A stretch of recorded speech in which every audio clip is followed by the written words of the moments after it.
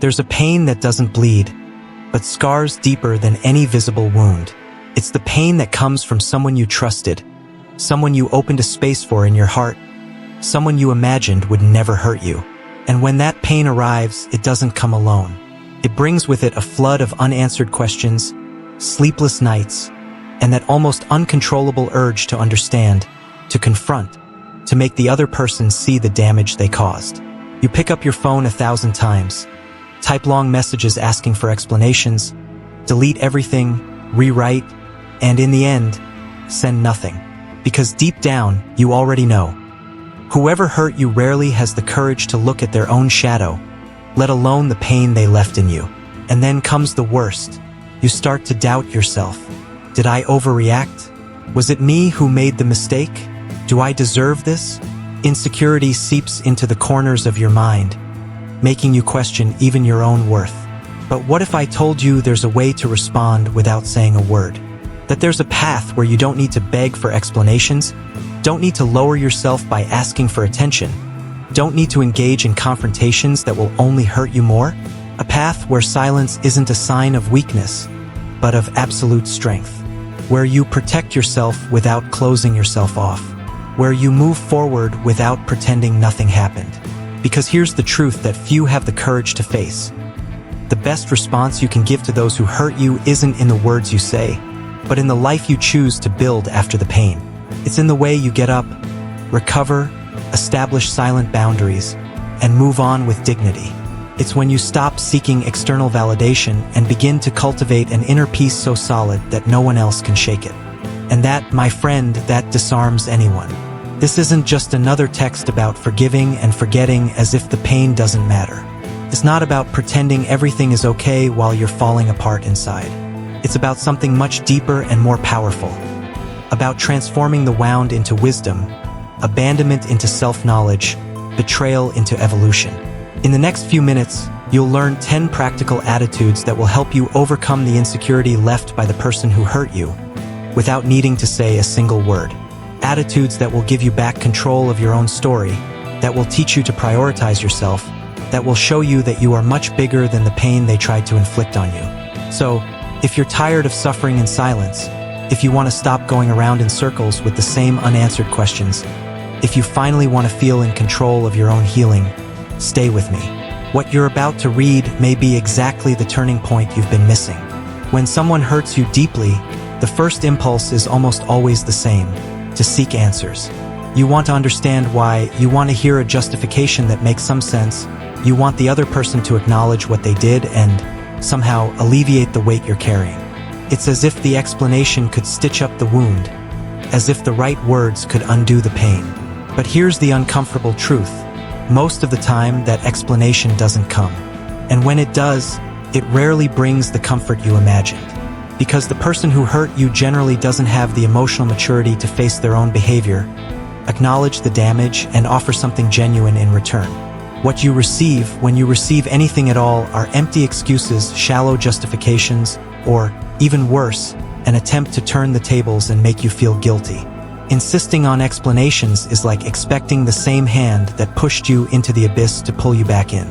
It's placing your healing in the hands of the one who caused the wound. And the more you insist, the more messages you send, the more you try to force a conversation the other person isn't willing to have, the more you empty yourself. Your energy slowly drains away, your dignity is eroded, and the pain that was once about what they did to you becomes about how much you've negated yourself trying to be heard. It's a silent trap. You think you're seeking justice, but in reality, you're putting yourself in a position of emotional dependence. You're giving the other person the power to decide when and if you'll have peace. And that, my friend, is giving too much power to someone who doesn't deserve even a minute of your attention. Silence, in this case, is not giving up. It's a conscious choice. It's you saying, I don't need you to validate my pain. I know what I felt. I know what happened. And I'm not going to beg for recognition from someone who has already proven they can't even handle their own conscience. When you stop pleading for explanations, something changes internally. You move away from the victim role, waiting for the perpetrator to redeem themselves, and take control of your own story. You begin to understand that healing doesn't come from the outside, it comes from within. that you can move forward even without hearing what you'd like, even without closing the cycle in the ideal way. And this freedom, this emotional autonomy, is the first step to overcoming the insecurity that pain brought. Because when you no longer depend on the approval or regret of others, you become unshakable. After the wound comes the anger, and with anger comes that almost uncontrollable urge to confront, to lay everything on the table, to make the other person understand the extent of the damage. You mentally rehearse your speech, prepare your arguments, imagine the conversation happening, and in your head, everything makes sense. You will speak, the other person will listen, will finally understand, and perhaps even truly apologize. But reality rarely follows this script. In practice, confrontation often turns into more pain, because the person who hurt you will probably defend themselves, minimize the situation, distort the facts, or simply attack you back. And you, who entered this conversation seeking clarity, leave it even more confused, more wounded, more lost. Confrontation, when poorly handled, doesn't solve anything. It only reopens the wound. Avoiding unnecessary confrontation doesn't mean swallowing your pain or pretending everything is okay. It means having the wisdom to recognize when a conversation will heal you and when it will only drain you further. Not everyone deserves access to your feelings. Not every situation calls for a detailed explanation. Sometimes the best response is to give no response at all. It's about preserving your energy, protecting your peace, and letting the other person deal with the consequences of their actions alone. Because here's the point. You don't need to convince anyone of your truth. You don't need to prove you were hurt. You don't need to win an argument to be right. What you need is to protect yourself. And often, that protection comes precisely from silence, from the absence of confrontation, from the decision not to fuel a war that is already hurting you too much. When you choose not to confront, you choose your own mental health. You recognize that some battles are simply not worth fighting because the emotional cost is too high. And that's not cowardice. It's maturity. It's strength channeled intelligently. It's understanding that true victory lies not in having the last word in a heated argument, but in moving forward lightly, without carrying the weight of fights that lead nowhere. Self-respect, in this case, manifests itself in the ability to say no. No to conversations that will only hurt you. No to explanations you don't need. No to arguments that will drain your energy. And when you practice this kind of boundary, when you choose peace instead of reason, you strengthen something much greater, your dignity. After being hurt, what you need most isn't answers, confrontation, or even a formal apology. What you truly need is protection. And that protection begins when you learn to set boundaries. But not just any kind of boundary. Not those that come with long speeches, detailed explanations, or advance warnings. I'm talking about silent boundaries. Those that don't shout, don't threaten, don't ask permission. They simply exist. And they manifest in your actions, not your words. It's when you stop responding to messages immediately.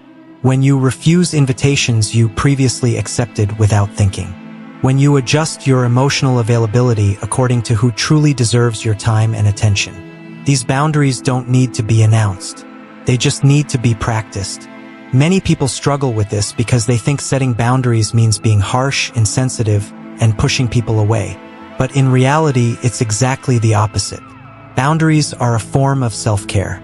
They're your way of saying, I respect myself enough not to allow myself to be hurt again. And when you establish these boundaries silently, without fanfare, without drama, you're sending a very clear message. Even without saying a word, access to me is no longer free. My presence is no longer guaranteed. My energy is no longer available to those who didn't know how to value it. And this, however subtle it may seem, has enormous weight. Because whoever hurt you will notice. They will feel the distance. They will realize that something has changed. And even if they don't say anything, they will understand that they lost something precious. Silent boundaries are like invisible filters that protect what you value most. Your peace, your energy, your essence. They are not insurmountable walls built with anger or resentment.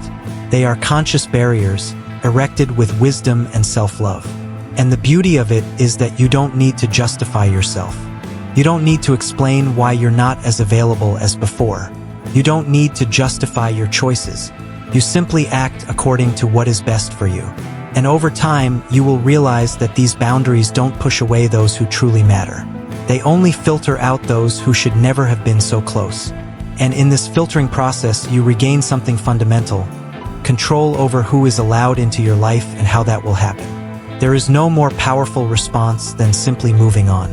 Not with arrogance, not with show, not by posting passive-aggressive messages on social media, but with the silent strength of someone who has decided that pain will not define the next chapter of their story.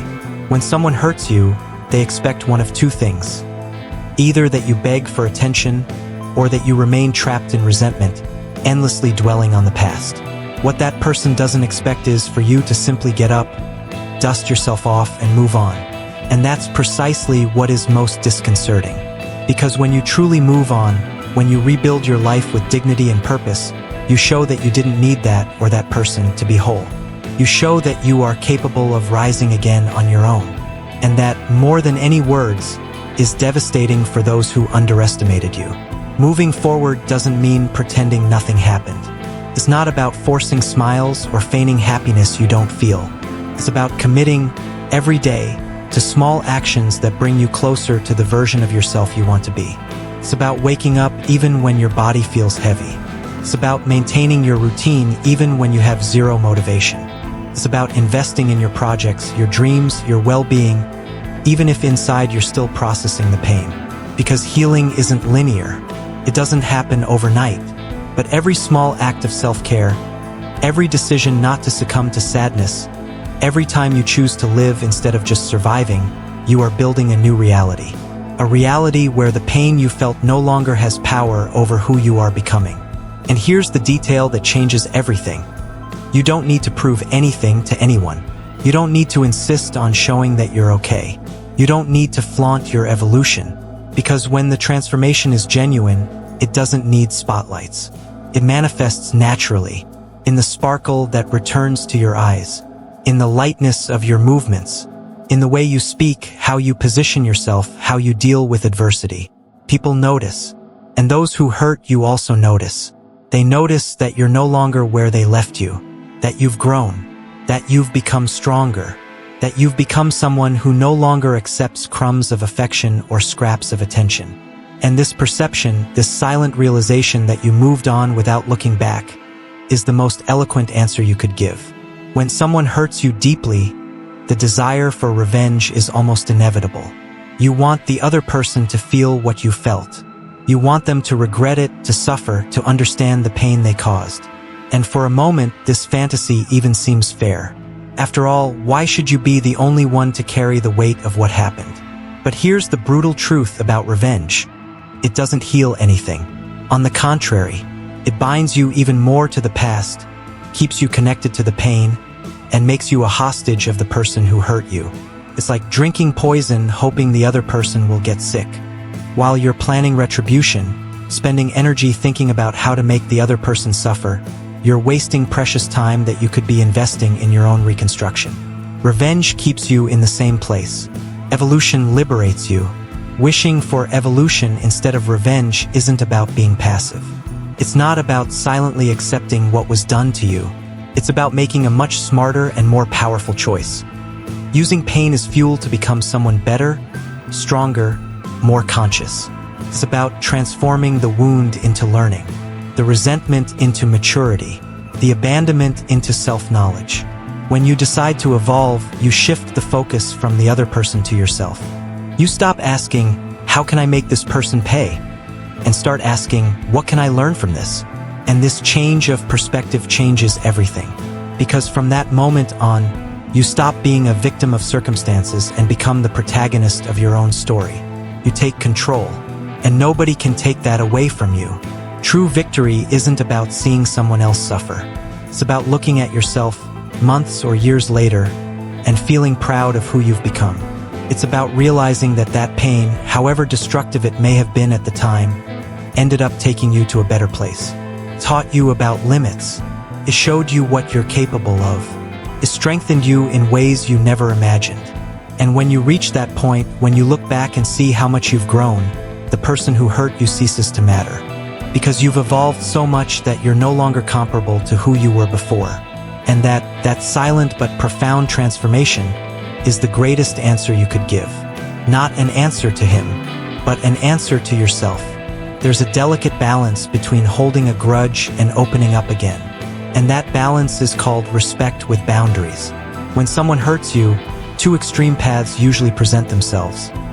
Either you completely cut off contact, treating the person with contempt, or you open up again, hoping things will be different. But there's a third option, more mature and wiser. You can maintain respect without resuming intimacy. You can be polite without being overly approachable. You can greet someone without giving them space to approach where they no longer have permission to be. This stance isn't hypocrisy. It's conscious protection. It's you recognizing that you can be civilized without having to expose yourself to the same risks again.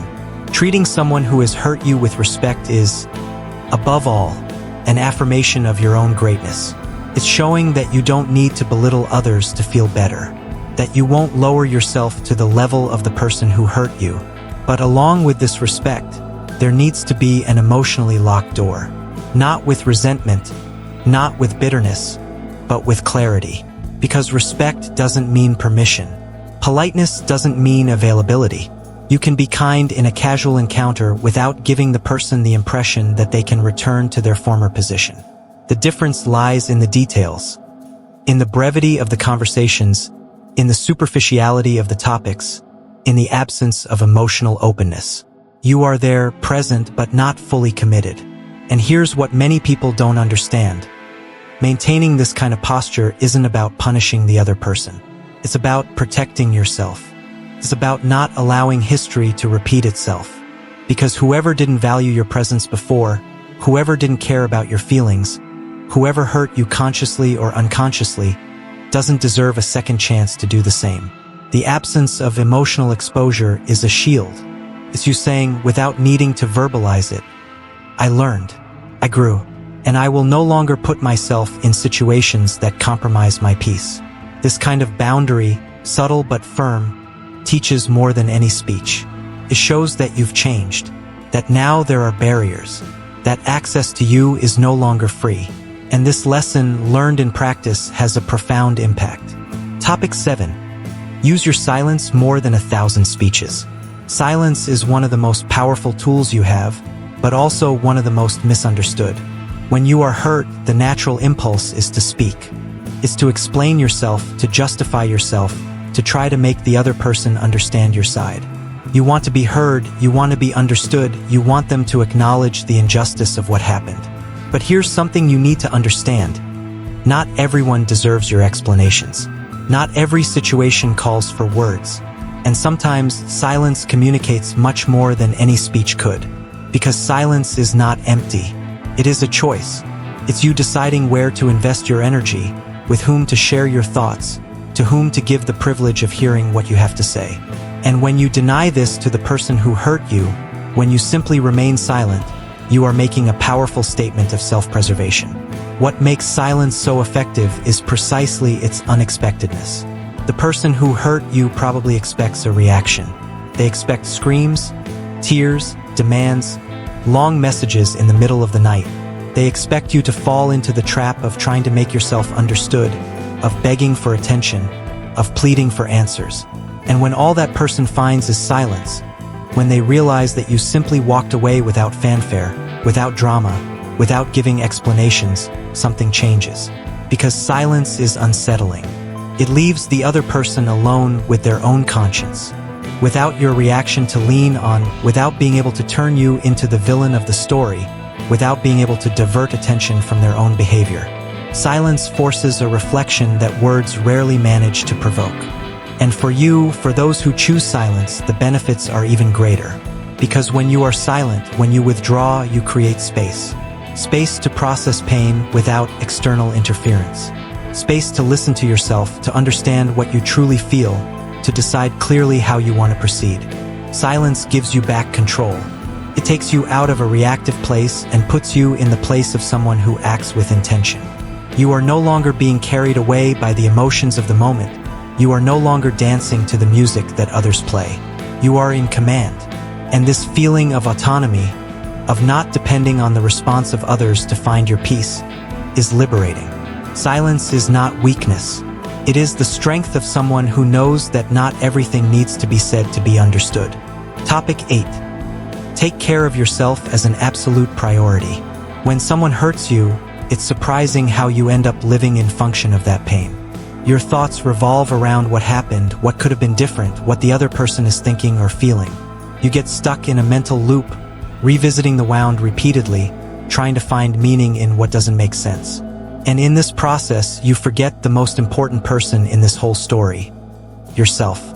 You forget to eat right, to sleep enough, to do the things that give you pleasure.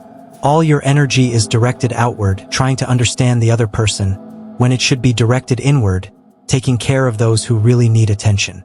And here's the hard truth. Nobody will feel your pain for you. Nobody will walk your path to healing. Only you can do that. And the longer you delay putting yourself first, the longer the reconstruction takes. Taking care of yourself as an absolute priority is not selfishness. It's a necessity. It's recognizing that you can't give others what you don't have to give. That you can't truly love anyone if you don't love yourself first. That you can't be present in relationships if you're broken inside. And this care begins with the basics, with the simple things, with what you've been neglecting. Getting enough sleep. Eating real food, not just whatever's in front of you. Moving your body, even if it's just a short walk. Taking a few deep breaths a day, just to remember you're alive. Saying no when you need to say no, without guilt, without justifications. These gestures seem small, but they have a huge impact. Because every time you choose to take care of yourself, you're reaffirming your worth. You're saying, I matter. I deserve well-being. I am worthy of attention. And as you take care of yourself, as you regain your energy, something interesting happens. The pain that seemed impossible to overcome begins to lessen. It doesn't disappear all at once, but it loses strength. Because you are no longer feeding it with neglect. You are nurturing the part of you that wants to live, that wants to grow, that wants to move forward. And this choice, repeated day after day, transforms everything. You realize that the other person's regret ceases to matter. That the explanation you so desperately wanted no longer makes a difference. Because you have found something much more valuable. The ability to support yourself, to be your own safe haven, to not depend on external validation to feel whole. And when you reach this point, when you become the absolute priority in your own life, nothing can shake you in the same way anymore. Topic 9. Don't accept less than you deserve. After being hurt, something dangerous can happen. You start negotiating with the pain. You start thinking that maybe you overreacted, that maybe it wasn't so bad after all, that maybe you should give it another chance. And little by little, without realizing it, you lower the bar of what you accept, what you tolerate, what you consider acceptable in a relationship. It's as if the wound has distorted your perception of your own worth. You start to think you deserve little, that you need to settle for crumbs, that you should be grateful for any minimal gesture of consideration. But that's not humility. That's not understanding. That's self-neglect disguised as kindness. And the less you accept than you deserve, the more the world offers you exactly that. Less. Because the way you treat yourself teaches others how they should treat you. Accepting less than you deserve often stems from fear. Fear of being alone. Fear of not finding anything better. Fear that perhaps this is truly the most you can have. And insecurity feeds on this fear, creating a vicious cycle where you settle for less and less, thinking you're being realistic when in reality you're being unfair to yourself. But here's the truth. You're not in this world to accept partial presence, half-hearted love, intermittent attention. You're not here to live in relationships where you have to beg for basic consideration, where you have to plead for the minimum of respect. You deserve to be treated with care, with genuine presence, with true affection. And if someone can't offer that, if someone treats you as an option while you prioritize them, then that person doesn't deserve to be in your life. Establishing that standard, that clear line of what you accept and what you no longer accept, is one of the most powerful acts of self-love you can practice. Because when you stop accepting less, when you close the door to those who don't value you, you open space for those who will truly know what to do with your presence. And yes, it can be scary at first. It may seem like you're being too demanding, that you're isolating yourself, that you're missing opportunities. But over time, you'll realize you're not missing anything. You're just filtering. You're protecting your energy to invest in those who deserve it. And that decision not to accept less is what transforms not only your relationships, but the way you see yourself. Because when you act like someone who knows their own worth, you begin to believe in that worth. And then, nothing can make you feel small anymore. Topic 10. Transform pain into power and purpose. Every pain carries within it a choice. You can let it destroy you, define you, transform you into someone bitter and resentful. Or you can use that pain as raw material to build something new, something stronger, something that could only exist because you went through what you went through. And here is the truth that few understand. The greatest transformations are born from the greatest pains. Not because pain itself is good, but because it forces you to look inward, to question everything, to rebuild from the ground up. When everything crumbles, you have two options. Stay seated in the rubble or start building something new. And if you choose to build, if you decide that this pain will not be the end of your story but the beginning of a new chapter, then everything changes. Pain ceases to be a burden and becomes fuel.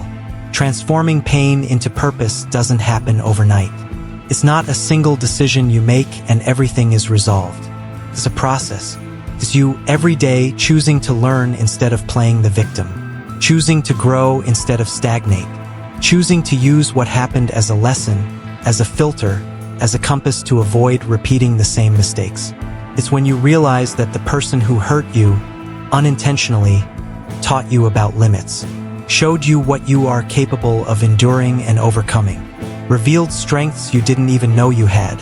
And even if the pain is still present, even if the wound still hurts at times, you can look back and recognize, I didn't go through this for nothing. I learned. I evolved. I became a better person because of it, not despite it. And purpose is born precisely there in that shift in perspective. When you stop asking, why did this happen to me? And start asking, what can I do about it? When you decide to use your story to help those going through what you went through. When you transform your scar into wisdom that can benefit others. Your purpose doesn't need to be grandiose, it doesn't need to change the whole world. It can be silent, personal, intimate. It can simply be not repeating the patterns that hurt you. It can be creating healthier relationships from now on. It can be developing a deeper empathy for those who suffer. What matters is that you are not defined by the pain you felt, but by what you did with it.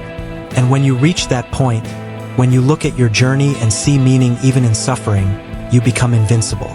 Because nothing can break you in the same way anymore. You know the way back to yourself. And no one can take that away from you. And there you have it. 10 attitudes that don't require a single word, but that say everything about who you chose to be after the pain. You've read this far, absorbed each point, perhaps identified with some, perhaps felt a pang in your chest remembering what you went through. And now comes the most important part. What are you going to do with all this? Because knowledge without action is just stored information. And you didn't come this far just to know. You came here to change. So tell me, which of these attitudes will you start practicing today? Where is your greatest difficulty? Is it in not begging for explanations? Is it in establishing silent boundaries? Is it in prioritizing self-care? Identify this now. Look inside and be honest. Because the first step in transformation is recognizing where you are and deciding where you want to go. The insecurity someone instilled in you doesn't have to be permanent. It can be temporary. It can be just a phase in your journey. It can be the push you needed to finally truly value yourself. But for that to happen, you need to act. You need to stop waiting for the other person to change, for them to repent, for them to give you what you deserve. You need to give yourself that. You need to be your own answer, your own validation, your own safe haven. And when you do that, when you take control of your own healing, when you decide that no one else will have the power to diminish you, something extraordinary happens. You become free. Free from emotional dependence. Free from the need for external approval. Free to build a life based on your own respect, your own values, your own peace. And that freedom, my friend, is the greatest gift you can give yourself. So don't let this die here. If this text touched you in any way, if it brought clarity about what you need to do, share it with someone who also needs to hear this. because sometimes the right message at the right time changes everything. Subscribe to the channel, activate notifications, because every week there's new content to help you evolve, to strengthen yourself, to build a better version of yourself. And leave a comment. Which of these 10 attitudes do you most need to work on? Write it down, make that public commitment to yourself. Because when you declare an intention, when you put into words what you intend to do, you increase the chances of actually doing it. And remember, the best response you can give to someone who hurt you doesn't come in words. It comes in the life you build afterward, in the peace you cultivate, in the dignity you maintain, and in the powerful silence of someone who has learned that their value doesn't depend on who knew or didn't know how to recognize it. See you in the next one. Until then, take care of yourself.